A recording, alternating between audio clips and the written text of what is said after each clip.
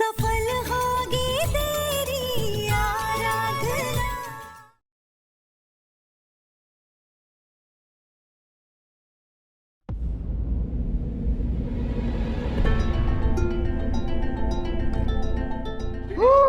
क्या हो गया आपको? दीदी नहीं हूँ मैं तेरी, मीना हूँ। इस घर में कोई वंश नहीं आएगा, कोई वंश पैदा नहीं होगा, कोई बच्चा नहीं आएगा, तू खत्म हो जाएगा, सब कुछ तबाह हो जाएगा। आज जो मेनका के साथ हुआ है उसके बाद हमारा ये डर यकीन में बदल गया है। उस श्राप का असर अभी भी हमारे परिवार पर है।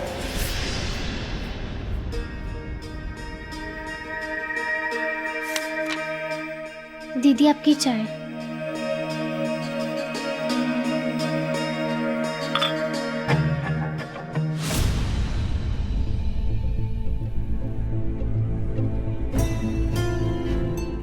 आपको कैसा महसूस हुआ था जब उस मीना की आत्मा आपके अंदर आई थी?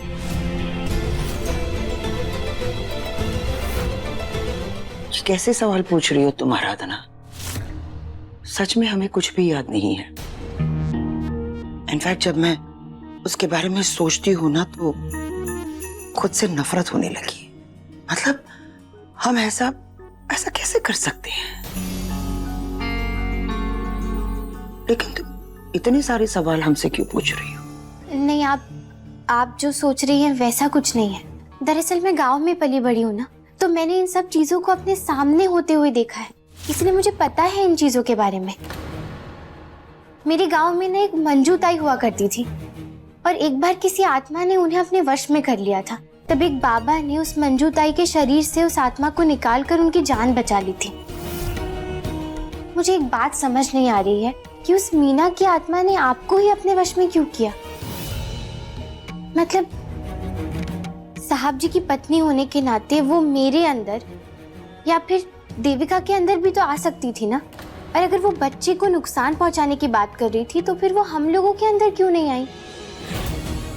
और जितना मुझे पता है, जब कोई शरीर किसी आत्मा के वश में होता है ना, तो वो हर समय थोड़ा मदहोशी में रहता है, बीमार या कमजोर हो जाता है। क्योंकि जब तक कोई प्रेत आत्मा किसी इंसान को पूरी तरह अपने वश में नहीं कर लेती, तब तक उसके शरीर को छोड़ती नहीं है वो। पर आप तो बिल्कुल ठीक लग रही हैं।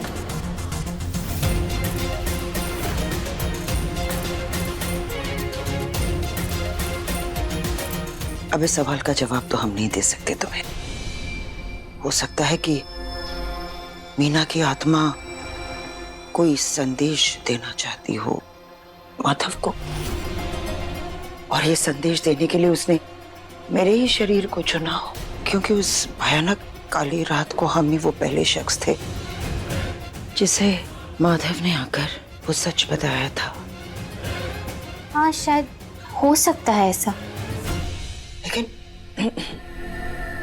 अब हमें बहुत सावधानी बरतनी होगी आराधना, क्योंकि मीना की आत्मा जो हमारे परिवार के खिलाफ खतरा बोल कर गई है, हमें जल्द से जल्द कुछ करना होगा ताकि इस श्राप का असर माधव पर से और हमारे परिवार पर से हमें निकालना ही होगा। सही कहा आपने। साहब जी और इस परिवार को बचाने के लिए मैं कुछ भी कर सकती हूँ। आप आराम कीजिए, मैं जाती हूँ।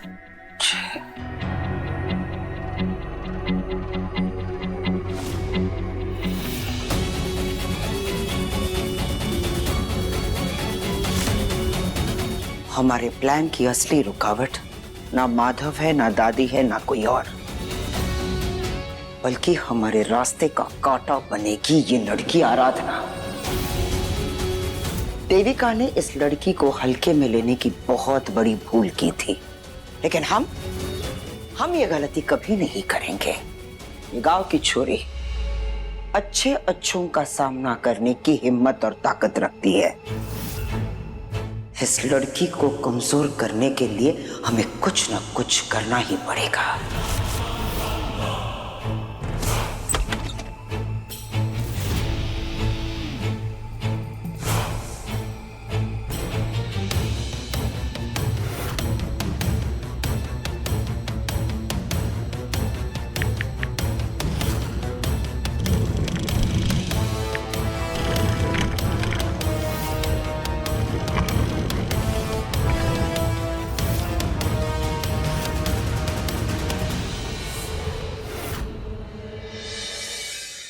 दंगल एक्सप्रेस चैनल को सब्सक्राइब करिए।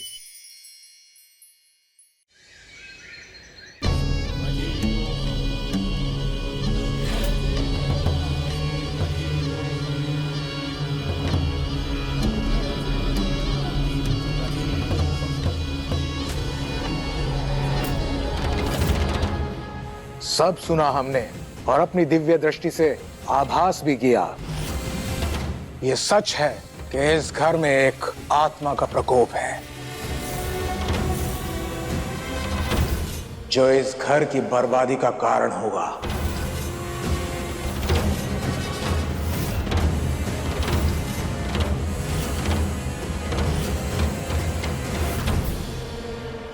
आत्मा बहुत क्रोधित है और जब तक उस आत्मा को शांति नहीं मिलेगी इस पूरे परिवार पे खतरा मंडराता रहेगा,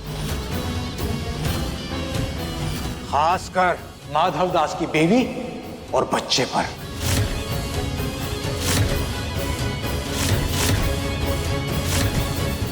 वो आत्मा माधव दास से इसी श्राप के जरिए जुड़ी है।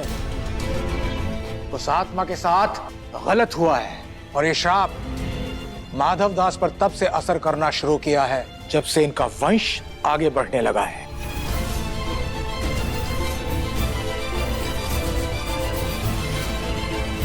इस श्राप से मुक्त होने का एक ही उपाय है,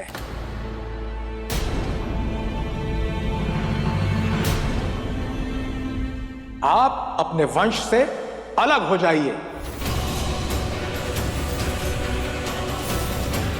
श्राप आपके वंश को मिला है। अगर आप अपने वंश से अलग हो जाएंगे तो आत्मा भी शांत हो जाएगी। इसलिए आपको अपनी बीवी और बच्चों को त्यागना होगा। उनके नाम से अपना नाम मिटाना होगा।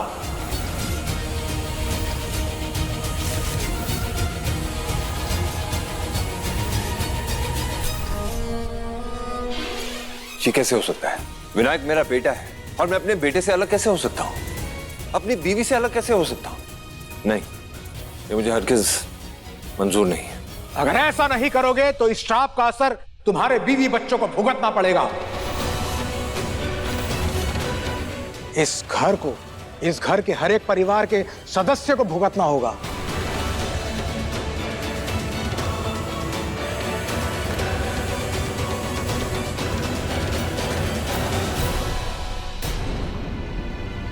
देखिए, मैं ऐसा नहीं कर सकता। और कोई उपाय है? हम उस आत्मा को कुछ हद तक शांत कर सकते हैं। एक और तरीका है इस श्राप से बचने का। माधव दास को अपना गोत्र, इस घर के बड़े बेटे होने का ओहदा, अपनी जायदाद, अपनी संपत्ति, सब कुछ त्यागना होगा।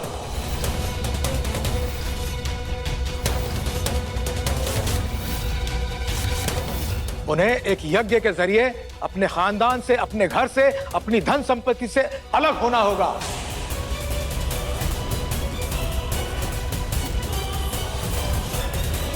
और यही बात तुम्हें पूरे समाज को बतानी होगी। आपको शहर के हर बड़े अखबार में यह खबर छपवानी होगी कि आप भारद्वाज खानदान का नाम त्याग रहे हैं। अब ये इस खानदान का हिस्सा नहीं है। इस तरह हम इस परिवार के भाग्य और माधव के भाग्य को अलग करके इस श्राप से बच सकते हैं।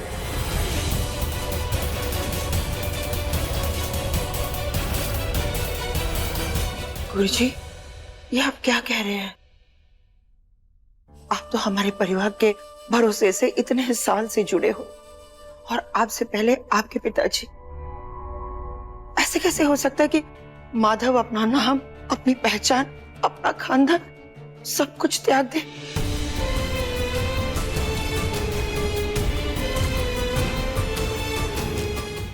आप कहना क्या चाहते हैं कि मेरे पास सिर्फ दो उपाय हैं? या तो मुझे अपनी पत्नी और औलाद से दूर होना पड़ेगा। जिस घर में मैं पला बड़ा हूं, जिस परिवार से मेरी पहचान बनी है, उन्हें त्यागना होगा।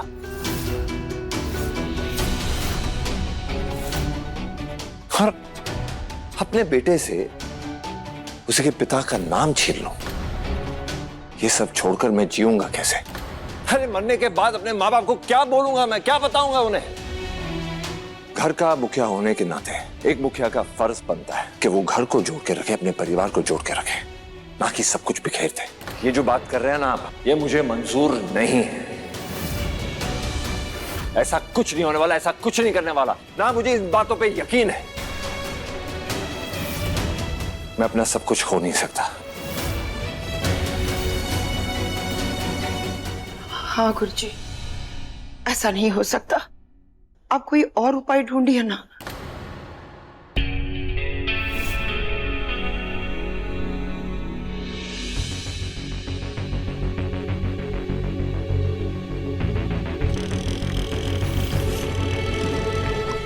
विनायक!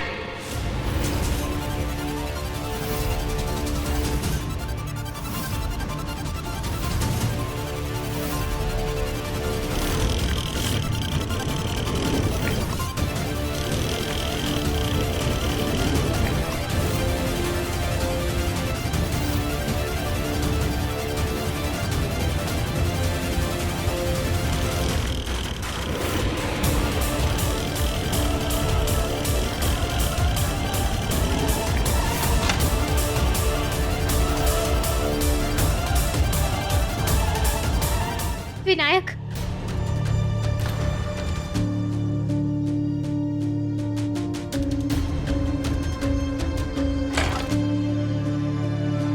विनायक तो कमरे में सो रहा था, फिर ये झूला बाहर कैसे आ गया?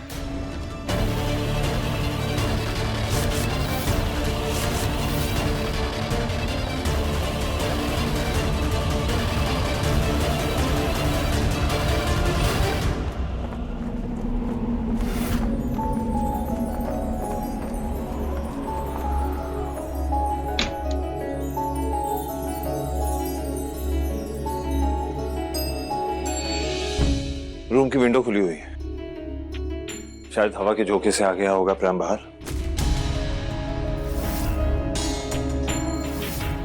तो मुझे समझ नहीं आ रहा कि प्रेम तो हमने लॉक किया था। ये इसका लॉक भी नहीं चल रहा है। कोई बात नहीं, विनायक इस प्राइम में नहीं बैठेगा। इसके लिए एक नया प्राइम मंगाया जाएगा। ऐसे कैसे माधव? हवा का झोंका इतना भी तेज नहीं था कि झूले को इतनी दूर तक फेंक दे।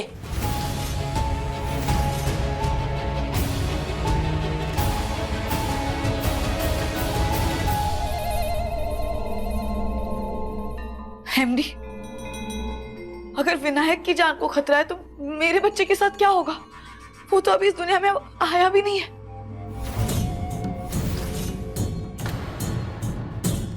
एमडी, अगर हमारे बच्चे को कुछ हो गया तो हम क्या करेंगे? अरे मैंने कहा ना, तुम कहाँ बात को लेकर जा रही हो? एमडी, वो तो विंडो खुली थी इसलिए ये सब। मैंने पहले ही कहा था ना, खतरा अभी टला नहीं है और इसकी विधि भी बताई थी। इस खतरे को टालने के लिए आपको सब कुछ त्यागना ही होगा।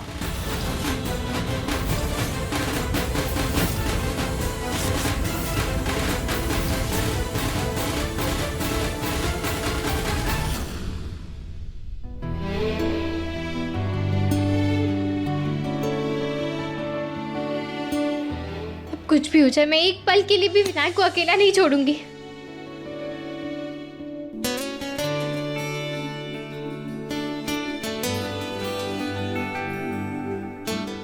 सॉरी आराधना, मेरी वजह से तुम्हें और विनायक को परेशानियों से जूझना पड़ रहा है। नहीं साहब जी, इसमें आपकी क्या गलती है? जब आपने कुछ किया ही नहीं तो फिर आप क्यों माफी मांग रहे हैं ऐसे? थोड़ा समय चाहिए मुझे इन सब के बारे में सोचने के लिए। मैं अपने रूम में हूँ, कोई चीज की जरूरत हो बता देना।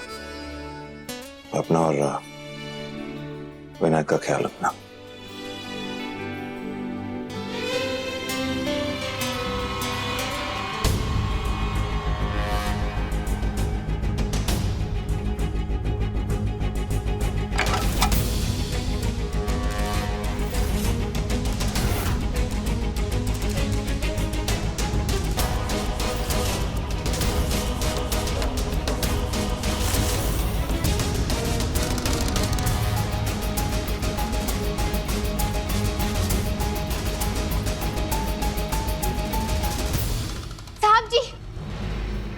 जल्दी विनायक के कमरे में आइए, मुझे आपको कुछ दिखाना है। चलो जल्दी चलिए।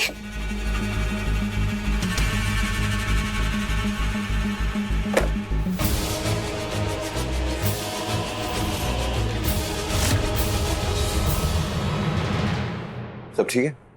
क्या हुआ? क्या हुआ क्या? नहीं। ऐसे क्यों बुलाया मुझे? नहीं कुछ नहीं है, वो मुझे ऐसा लगा जैसे विनायक के कमरे में कुछ तो है, शायद मेरा ही वहम होगा।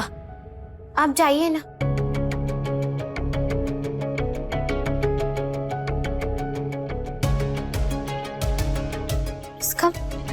इसका मतलब है कि ये झूला हवा के झोंके की वजह से बाहर नहीं आया था, बल्कि किसी ने इस पर जानबूझकर ऐसा कुछ लगाया था जिससे ये अपने आप चलने लगे। आखिर कौन कर रहा है ये सब?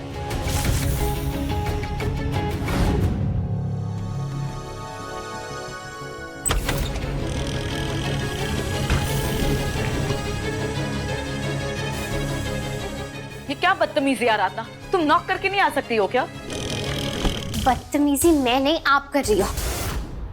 आप फिर से इस परिवार को और इस घर को नुकसान पहुंचाना चाहती हो ना? आप ही ने विनायक के झूले में वो पहिए वाली मशीन लगाई थी ना, जिससे ये झूला खुद ब खुद चलने लगा। मैंने अपनी आंखों से देखा था उस मशीन को। और आप ही हो ना वो जो साहब जी और इस परिवार को डराने की कोशिश कर रही हो।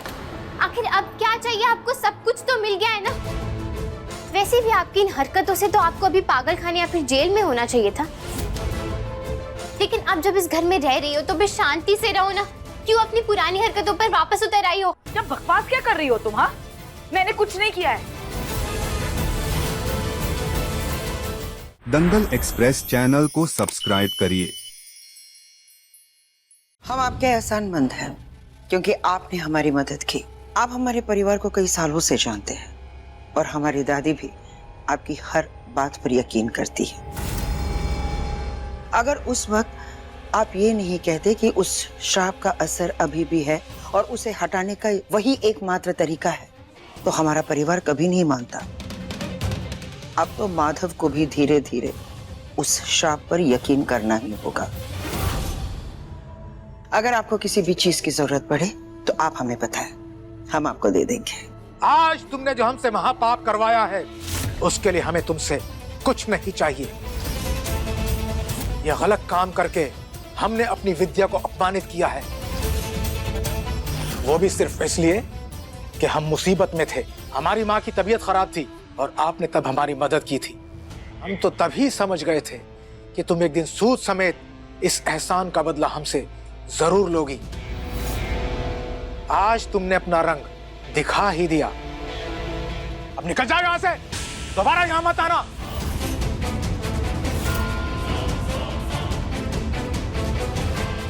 एक नाग को चाहे बरसों पाल लो, लेकिन उसकी डसने की फितरत कभी नहीं जाती। तुम भी वही आस्तीन की सांप हो जो अपने ही परिवार को ऐसी घटिया चालें चलकर डस रही हो। मीना के श्राप का सच हम जानते हैं क्योंकि उस वक्त हम वहां मौजूद थे। लेकिन आज जो तूने उसकी आत्मा का ढोंग करके उसका अपमान किया है, लेकिन याद रखना ये ताकत कोई मजाक नहीं और ना ही अपनी घटिया चाल को अंजाम देने का कोई तरीका। जिन शक्तियों की इंसान को परख नहीं होती है उनका वो गलत इस्तेमाल करते हैं और उनका हश्र भी इंसान की सोच से परे होता है।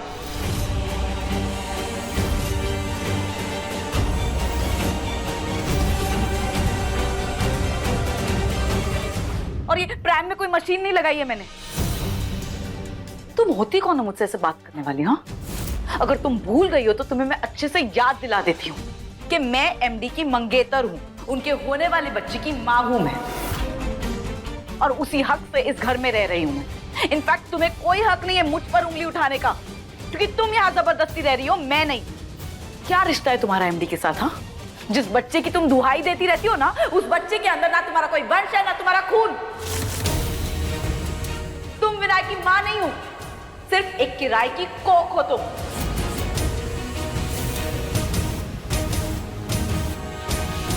जो लोग जबरदस्ती और साजिश करके रिश्ता बनाते हैं ना, अक्सर वही लोग दूसरों के रिश्तों का नाम पूछते हैं। और कोई भी रिश्ता ना विश्वास से निभाया जाता है, नाम देने से नहीं। मेरा साहब जी या फिर इस परिवार से क्या रिश्ता है वो मैं आपको बताना जरूरी नहीं समझती, लेकिन आपको याद तो है ना पिछली बार जब आपने साहब जी को नुकसान पहुंचाने की कोशिश की थी तब मैंने क्या किया था। अगर इस बार आपने मेरे बच्चे को नुकसान पहुंचाने के बारे में सोचा भी ना तो मैं अपनी सारी हदें भूल जाऊंगी देविका। बस बहुत हो गया। तुम्हें क्या लगता है कि तुम कुछ भी बोलती रहोगी और मैं चुपचाप सुनती रहूंगी? मैं एमडी या उसके बच्चे के साथ ऐसा कुछ भी क्यों करूंगी? उन्हें क्यों नुकसान पहुंचाऊंगी? मैं जो चाहिए वो सब कुछ मिल रहा है ना। मैं जानती हूँ इस घर में आपके अलावा और कोई भी ऐसा नहीं कर सकता है, क्योंकि ऐसी घटिया सोच सिर्फ और सिर्फ आप रखती हो। सबसे पहले तो आपने वो नकली दवाइयाँ दी ताकि साहब जी अपना मानसिक संतुलन खो बैठे और पूरी तरह आपके वश में आ जाए, और अब आप उस श्राप का नाम देकर उन्हें डरा रही हो ताकि वो अपने बच्चे को छोड़ दे, अपनी संपत्ति, अपना पैसा, अपना रुतबा सब कुछ छोड़ दे। वो मुझे तो ये समझ नहीं आ रहा है कि आखिर ये सब करके आपको मिलेगा क्या? हाँ, क्यों आप पुराने श्राप का सहारा लेकर उन्हें डराना चाहती हो? कहीं आप दोबारा उन्हें अपने वश में करना चाहती हो क्या? बस तुम्हारी ना बहुत बकवास सुन ली मैंने। देखो मैं वहाँ बस खड़ी थी और उस श्राप के बारे में मुझे कुछ नहीं पता है, तो मैं ये सब कैसे कर सकती हूँ? हाँ, और इस श्राप से ना सबसे बड़ा खतरा मुझे है, क्योंकि एमडी का वंश मेरे कोख में है। मैं खुद के बच्चे को क्यों नुकसान पहुँचाऊंगी? अरे कहा ना मैंने कुछ नहीं किया है। चलो जाओ, निकलो यहाँ से। अगर आपने नहीं किया तो किसने किया है? बताओ, कोई भूत आया था इस घर में? हाँ आया था ना भूत। देखा नहीं तुमने मेनका दीदी के अंदर भूत आया था? अब क्या भूत भी मैंने उनके शरीर में जाके डाला है? नहीं ना, सोचो ना जरा।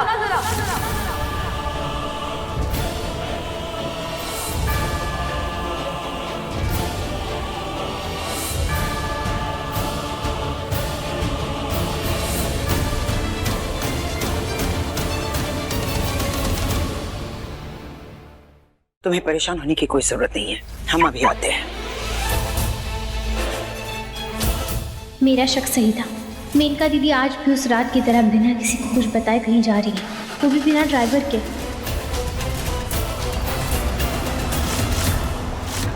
मुझे आज इनका सच पता करना ही होगा। अपने पसंदीदा शो के फुल एपिसोड देखने के लिए अभी डाउनलोड करें दंगल प्ले ऐप।